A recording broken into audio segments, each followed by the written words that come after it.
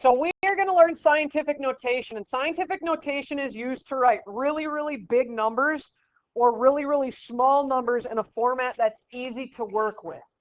Okay, instead of writing a number with 15 zeros after it, or instead of point and then a whole bunch of zeros and the number, a really, really big or really, really small, we can use scientific notation. There are two rules with scientific notation. We'll just talk about what it looks like here. Okay, A is the factor that is the main number. Okay, so A is really going to be a number. Yes, you use an X here. Yes, you use an X for scientific notation. It's always going to be base 10 to an exponent. Now, the reason for this is 10 to the first really is just 10. 10 to the second is 100. 10 to the third is 1,000. Now, if you were going to take a number times 10, 7 times 10 is 70.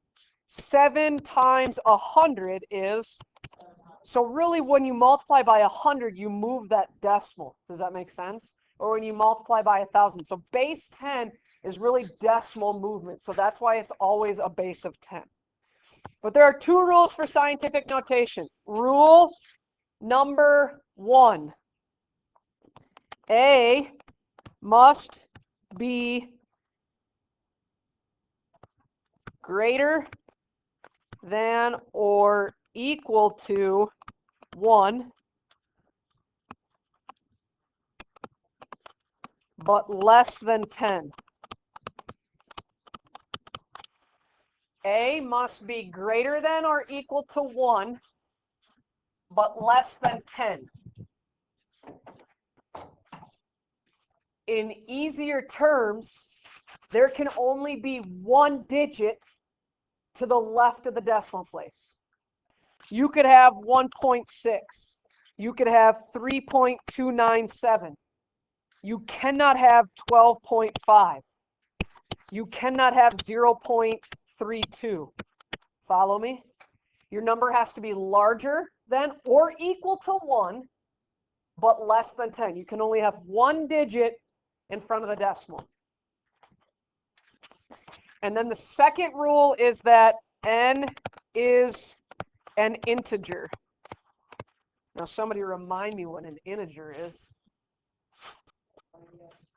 Oh Lord, that's scary. Miles. Isn't an integer a number that's a positive number?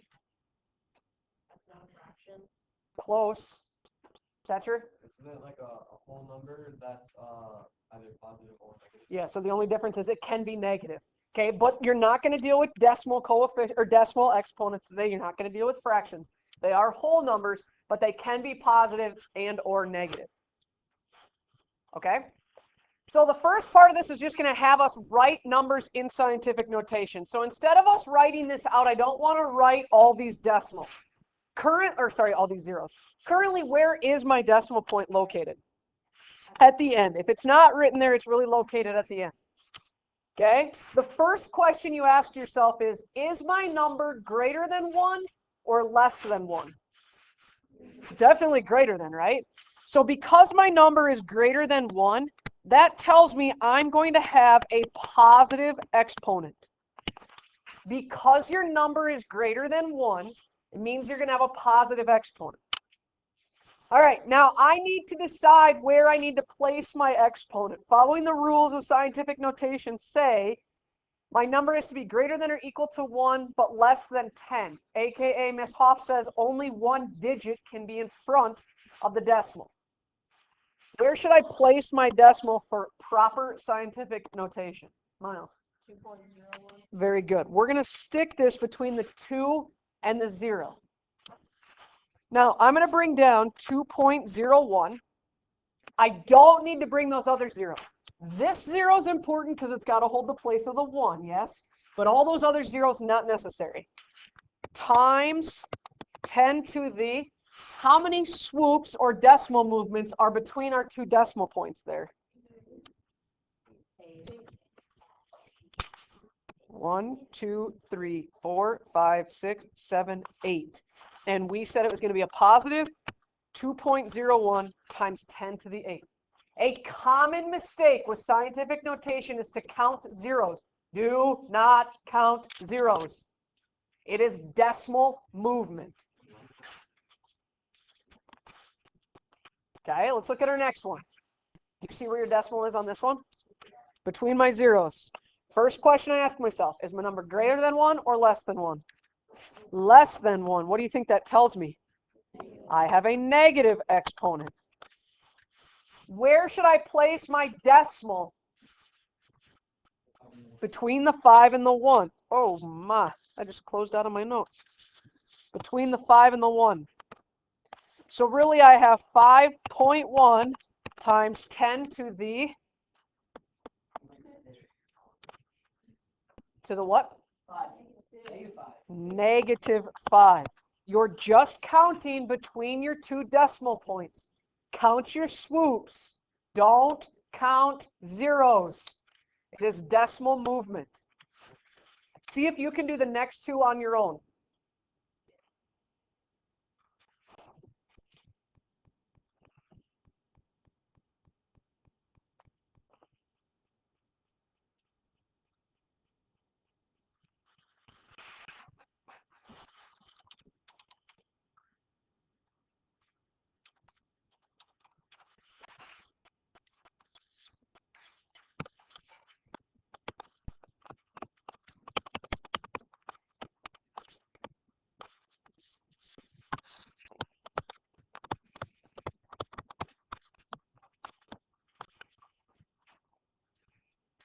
So the first number is greater than 1, so I should have a positive exponent.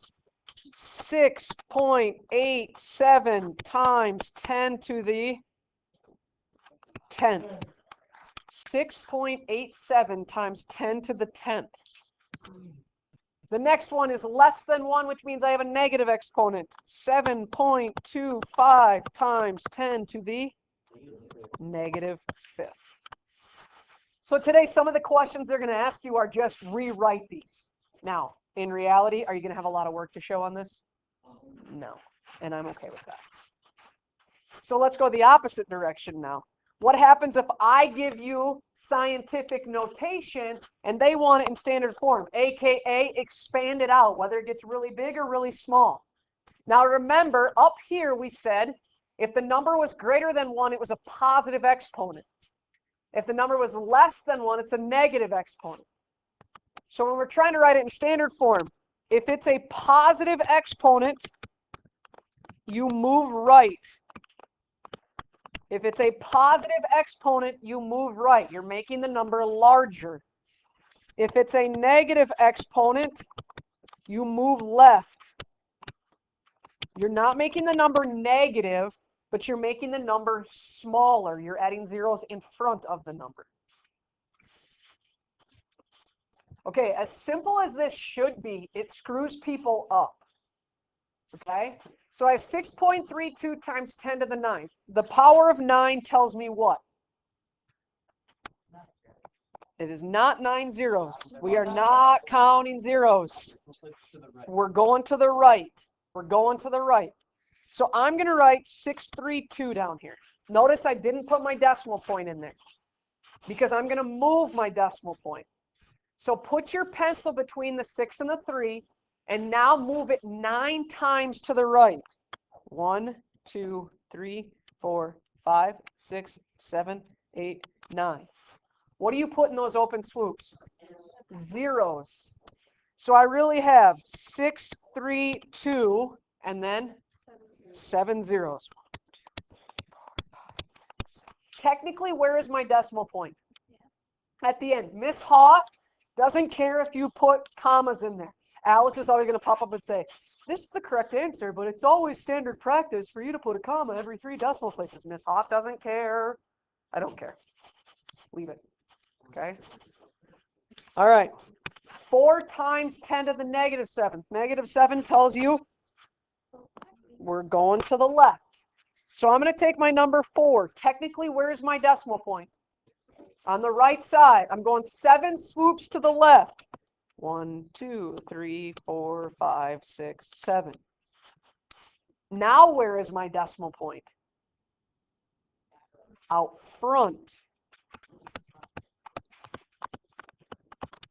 6 zeros and a 4. Alex is going to yell at you. Why? It's not customary to start a number with a decimal point. I don't care if you put a 0 in there. It's fine. If you want to, great. If you don't, no big deal. Do the next two on your own. 3.201 times 10 to the 6th. 9.03 times 10 to the negative 5th.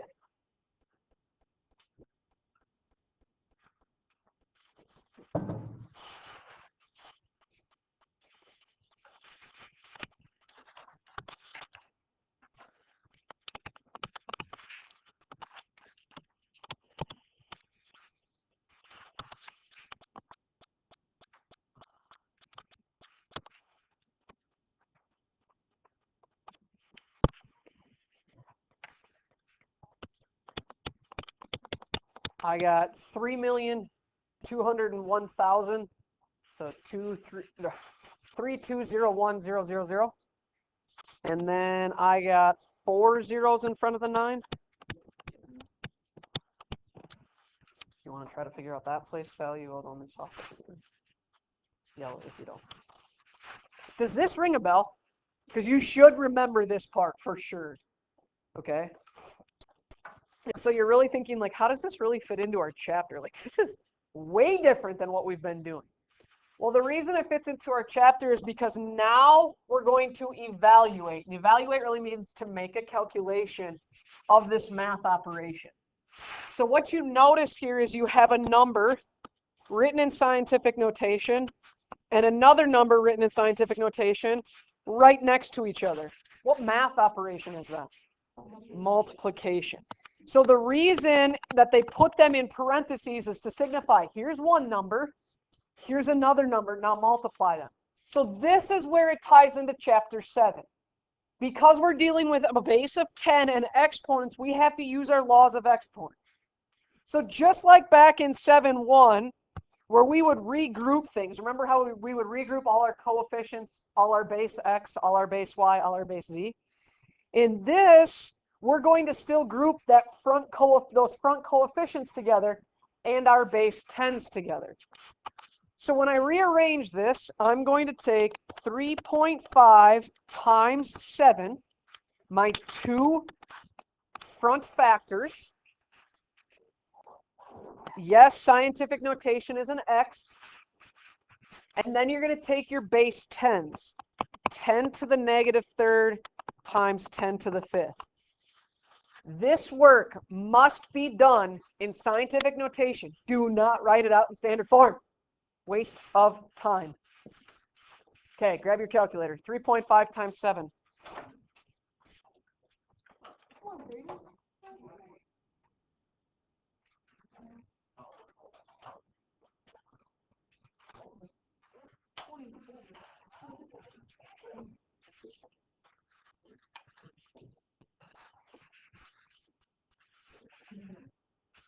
Anybody? 24.5 times, how do I multiply 10 to the negative 3rd times 10 to the 5th? Keep the base. What's the base? 10. And then you're absolutely right. We're going to add my exponents. So 24.5 times 10 to the 2nd. If you put this in, they will count it wrong. Why? Nope, I don't want to solve it. It says express the result in scientific notation. Miles?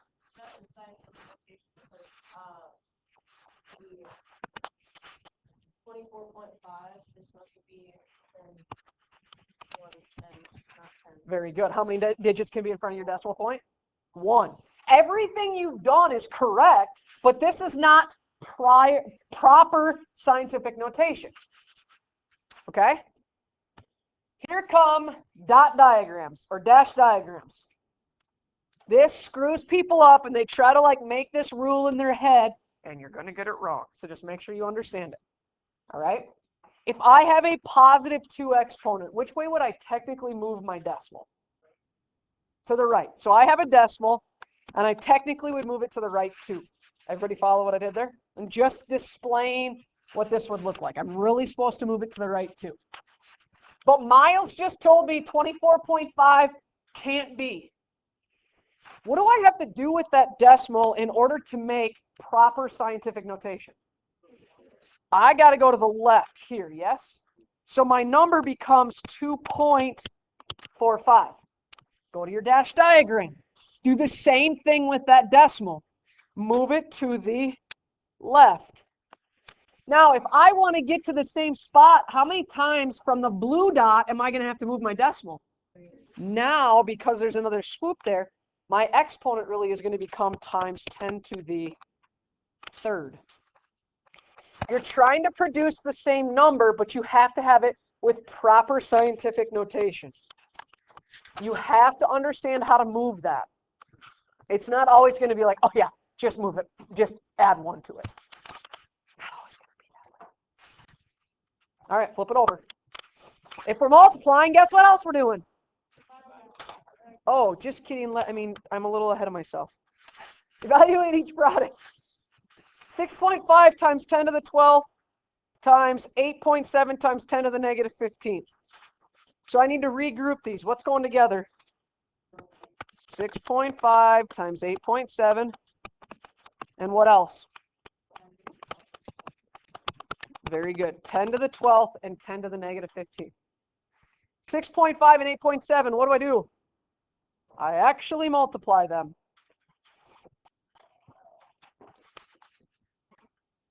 Say it again. 56.55. Keep my base of 10, and what do I do to my exponents? I add them. 12 plus a negative 15. Miles can't answer this. Am I done?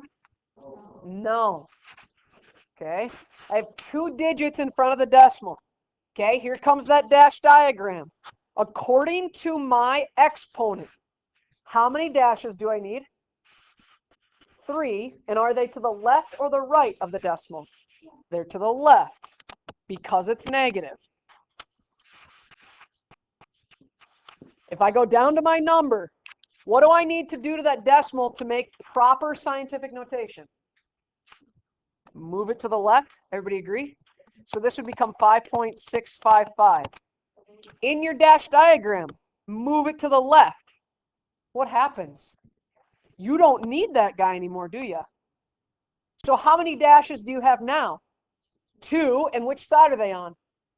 The left. What does that tell you about your 2? It's a negative. It's a negative. If I said any part of today was tricky, it's that very last step. And it just takes practice. Okay, go to the right.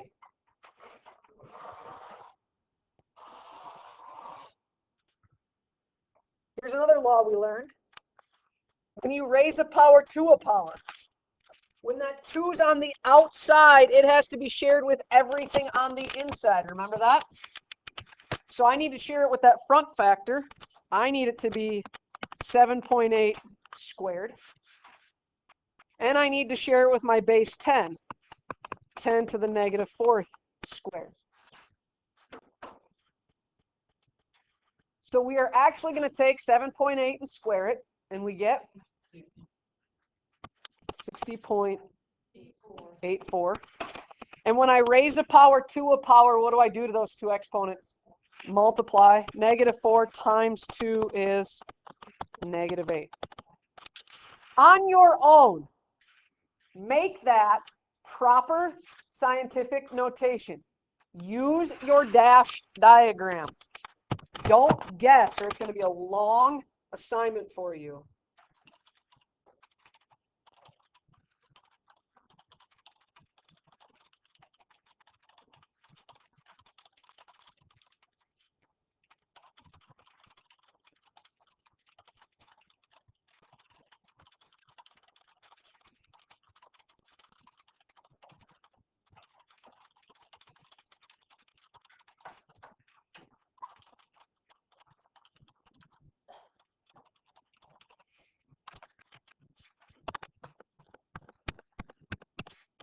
I have a negative 8, so my 8 dashes are to my left. What am I going to do with my decimal? go to the left, 6.084 times 10 to the negative 7th. Negative 7th. Okay, now back to what I was saying. If we're going to multiply, guess what else we're going to do? Divide. And the rules are the same, sort of. Separate each of them off. Put your front factors in their own fraction and your back base tens together. So 3.066 divided by 7.3. And then I'm going to keep base 10 to the 8th divided by 10 to the 3rd. Actually divide those front numbers. What is 3.066 divided by 7.3? Say it again. 0.42. What do I do to my exponents when I'm dividing? I subtract. Specifically, which one do I start with? The top, 8 minus 3. So really, 0.42 times 10 to the 5th. Can I be done? What number's in front of this decimal, technically? A 0, and that doesn't work. Okay, if I'm going to create a dash diagram, which direction or which side of the decimal are my dashes on? The right, and how many? 5. 1, 2, 3, 4, 5. If I want 0.42 to be written correctly, what should I do? Move it to the right so it becomes 4.2. So in your dash diagram, move it to the right. 4.2 times 10 to the 4th. It ultimately erases one of those dashes. You end up with times 10 to the 4th. Try the bottom left one on your own. 2.3958 times 10 to the 3rd divided by 1.98 times 10 to the 8th.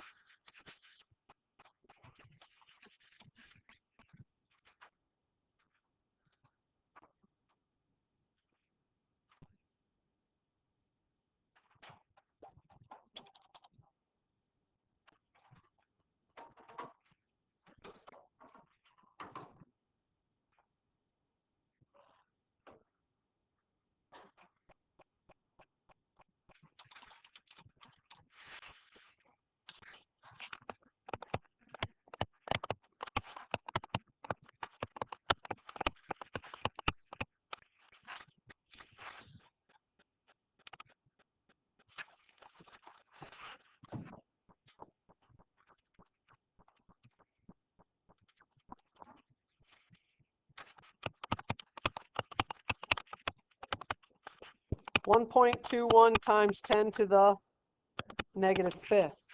Do I have to change that one? No, let's hope we get lots of those ones, right? That we don't have to change. So not always do you have to modify your answer. Okay, one more. So I separate this off, 1.305 divided by 1.45, 10 to the 3rd, 10 to the negative 4th.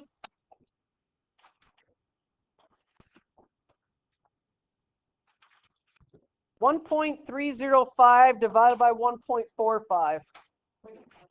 0.9. What do I do to my exponents?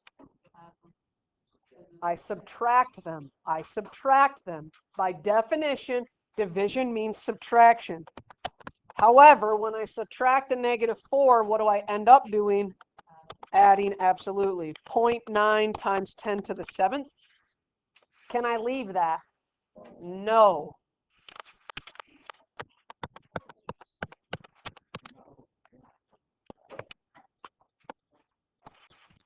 Nine times 10 to the 6th.